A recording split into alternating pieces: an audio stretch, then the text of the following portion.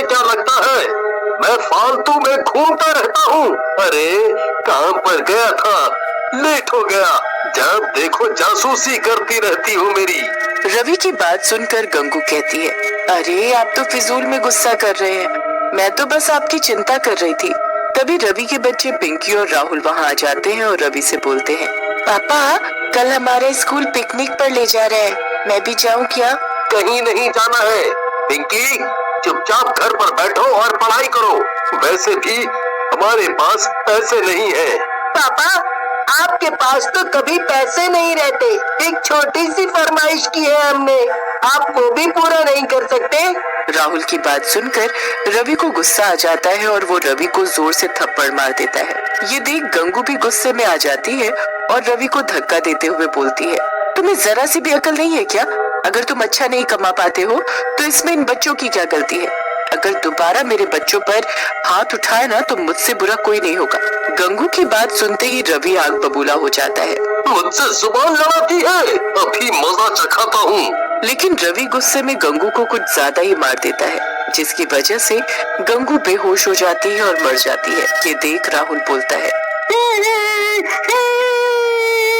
बस करो पापा, मम्मी बेहोश हो गई है, हम आगे से आपसे कुछ नहीं मांगेंगे, आप मम्मी को छोड़ दो।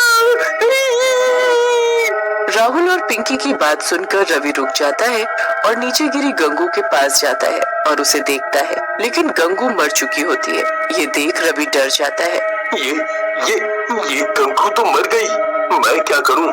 पुलिस मुझे नहीं छोड़ेगी, मैं क्या करूं?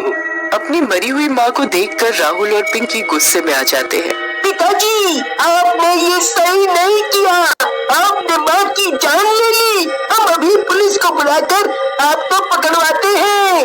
राहुल की बात सुनकर रवि और भी ज्यादा घबरा जाता है और वहाँ से भाग जाता है। राहुल और पिंकी अपनी माँ गंगू के पास खड़े रोते रहते हैं। गांव वालों को राहुल और पिंकी कुछ नहीं बताते और गांव वाले गंगू का अंतिम संस्कार कर देते हैं। लेकिन रात में, राहुल भैया मुझे अकेले घर में बहुत डर लग रहा है और भूख भी लगी है।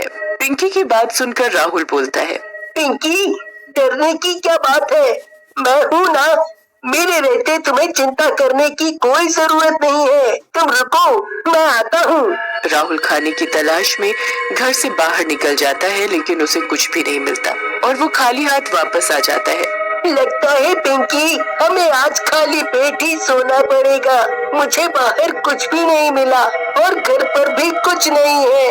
राहुल की बात सुनकर पिंकी बोलती है, तुम चिंता मत करो भैया, मुझे अब भूख नहीं लगी है। फिर राहुल और पिंकी सिर्फ पानी पीकर सो जाते हैं। रात में घर पर जोरों से दस्तक होती है। राहुल और पिंकी नींद से उठ जाते हैं। फिर राहुल जाकर दरवाजा खोलता है। दरवाजे पर गंगू की आत्मा खड़ी होती है। गंगू की आत्मा को देख राहुल खुश हो जाता है।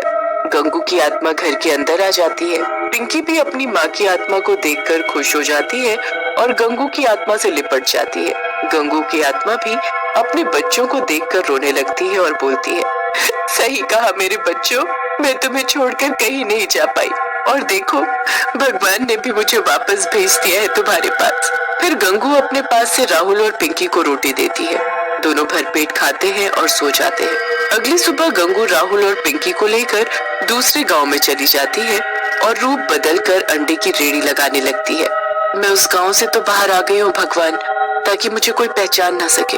हे भगवान मेरी मदद करना ताकि मैं अपने बच्चों को अच्छे से रख पाऊँ।